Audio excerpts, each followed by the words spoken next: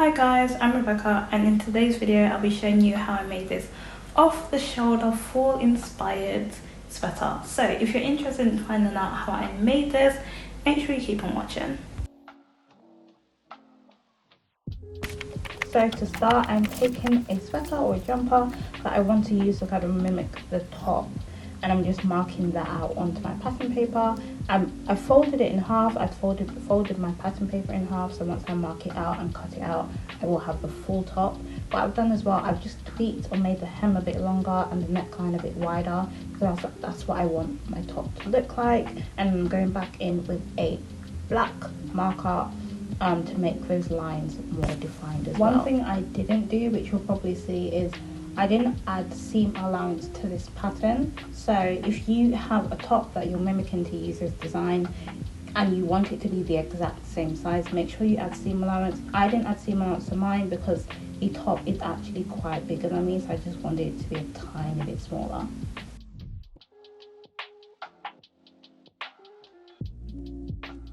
So I actually kind of messed up here in that I added seam allowance to the sleeve, but I didn't add seam allowance to the top itself.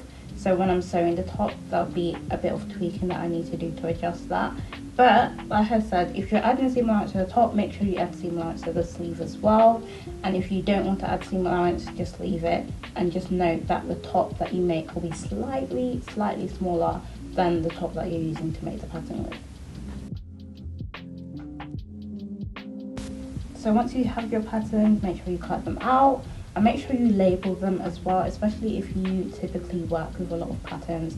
Just make sure that you label it with the size and instructions, so next time if you do have to use it again, then you know what to look for and you know what to do.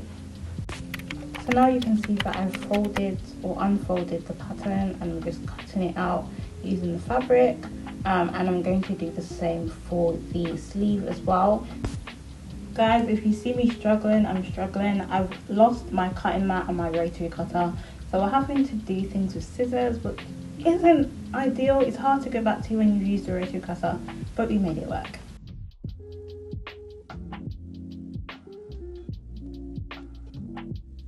So the sleeve will need to be cut on fold because I only traced that half of the sleeve, so just make sure you bear that in mind when you're laying out your fabric and cutting out that pattern piece.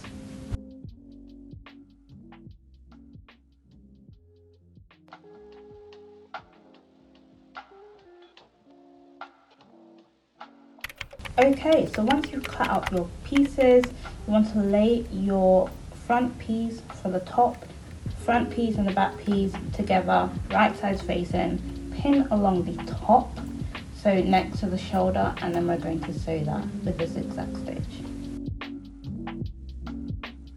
The fabric that I used is a rib knit fabric, which seems to fray quite a bit. So what I did in the end is use a 3-step kind of zigzag stitch, as you can see here.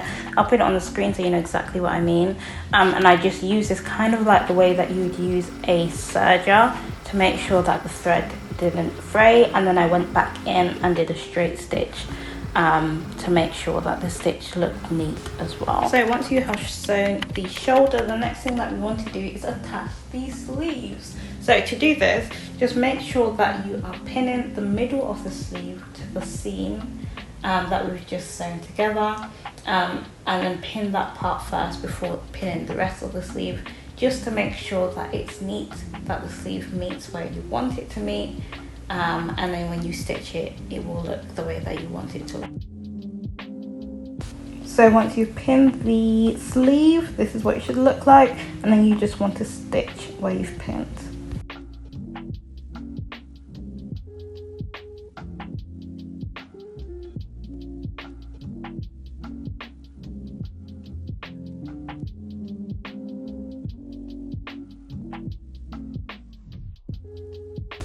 So once you have sewn the sleeve, you can now join or sew the side seams of your top. So I'm sewing from the hem of my top all the way up to the hem of my sleeve, so I'm just pinning across there. Like you can see here, I've made a mistake in that I've added seam allowance to the sleeve and not to the top. So if you are making your pattern, just make sure that if you add seam allowance to one, that you add seam allowance to the other, or you just adjust the pattern to make sure that it works.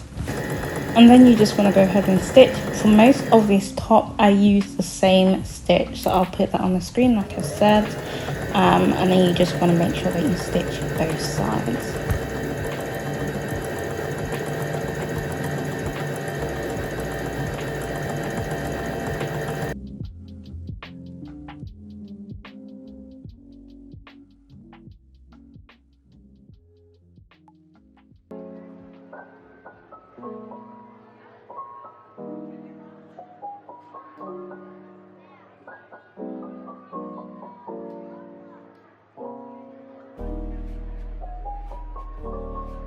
So at this point we're almost done. All we need to do is hem the sleeve, the bottom of the top and the neckline. What I've done, because I've mentioned that my fabric frays quite a bit, I've done a rolled hem for the bottom of the top and for the sleeves and for the neckline as well. If your top or the fabric you're using doesn't fray like mine, you can typically just do a normal hem without doing a rolled hem. And when I say rolled hem, I mean that I'm folding the fabric in once and then I'm folding it again and then I'm pinning it and I'm going to stitch around it, as you can see here. If you do opt for a rolled hem, I would suggest to use an iron, or just make sure that you press the seams before you stitch it and after you stitch it to make sure that it's neat, and it will make it so much easier to sew and to use, and it will look much flatter after you've sewn it as well.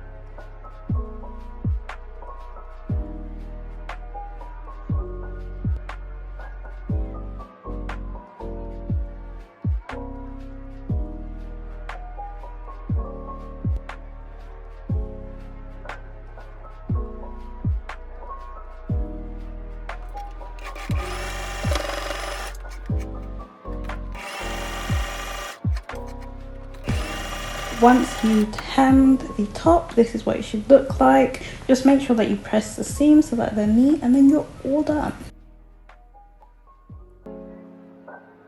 That's it for this video, guys. If you did enjoy this tutorial, make sure you subscribe, and also check out this video where I show you how to make a DIY strappy top. See you, bye guys.